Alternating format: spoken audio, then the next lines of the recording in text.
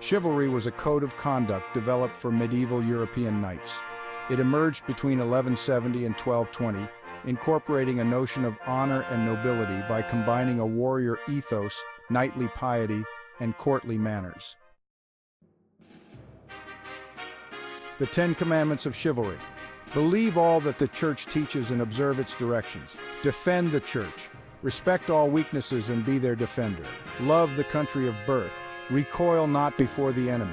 Make war against the infidel without cessation and without mercy. Perform feudal duties scrupulously as long as they do not contradict the laws of God. Never lie and remain faithful to one's word. Be generous and give largesse to all, and be the champion of the right and the good against injustice and evil. Core chivalry virtues. Loyalty, considered essential in a warrior nobility environment.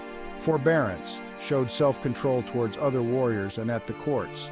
Hardiness, physical resilience and prowess in warfare were almost prerequisites for chivalry-associated knighthood. Largesse or liberality generosity was a noble quantity and exemplified hatred towards greed. Davidic ethic emphasized noble qualities derived from clerical traditions, focusing on safeguarding the vulnerable and opposing cruelty and injustice. Honor, living up to expectations of the preux d'homme, pursuing qualities and behaviors listed above. The Magna Carta. The Magna Carta, also known as the Great Charter, was a seminal document in medieval England, signed by King John on June 15, 1215. It is widely regarded as the first written constitution in European history. While it initially served as a peace treaty between King John and his rebellious barons, it also laid the groundwork for the development of the rule of law and protection of individual rights. Its enduring principles have had a profound and lasting influence on legal and constitutional developments worldwide.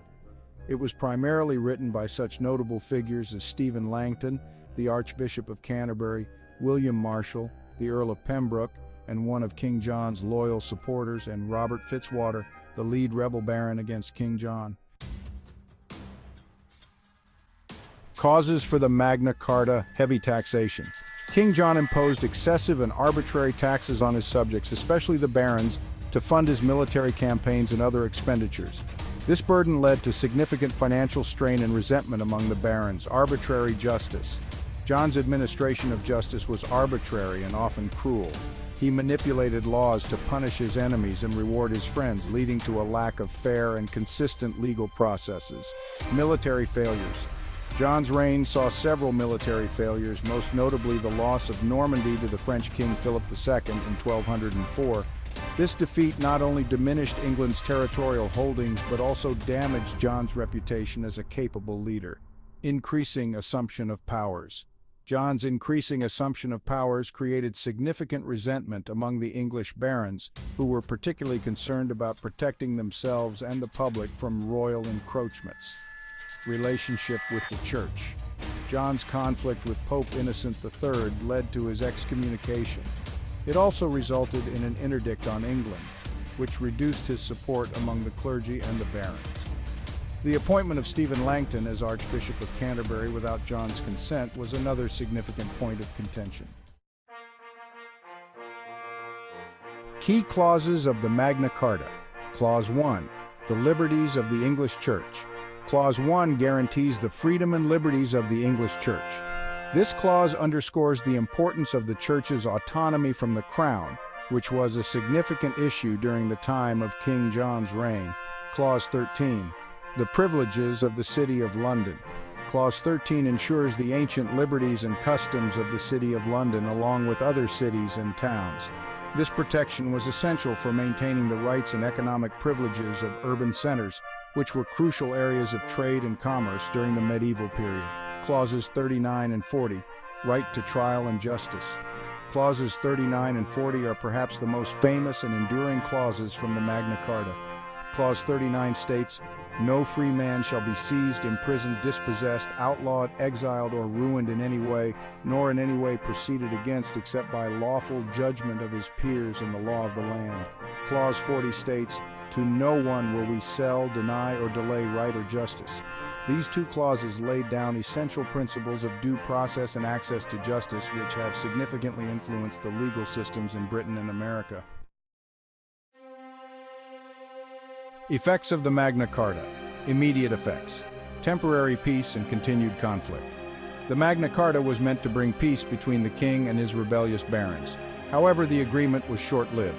King John never honored the Magna Carta, and within 3 months, Pope Innocent III annulled the charter, leading to the resumption of civil war.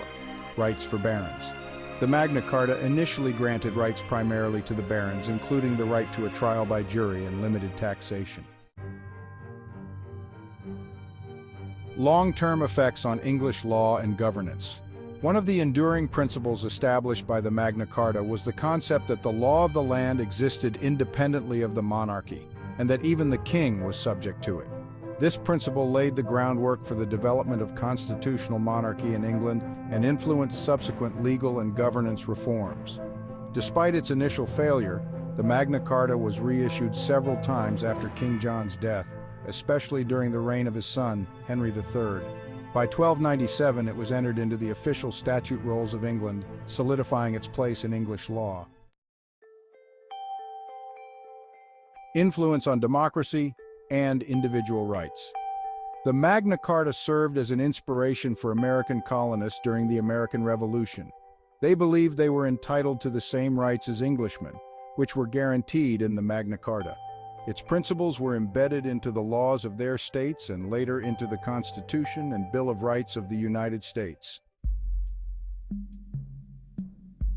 Basis for modern legal principles. The Magna Carta's influence extends to modern constitutional concepts such as due process, habeas corpus, and trial by jury. Clauses like 39 and 40, which guarantee that no person shall be seized or imprisoned without the lawful judgment of his peers or by the law of the land, resonate in many contemporary legal systems. Global impact. The principles enshrined in the Magna Carta have influenced various international human rights documents, including the Universal Declaration of Human Rights and the European Convention on Human Rights. The Magna Carta's ideals have transcended cultural and national boundaries, influencing constitutional thinking worldwide.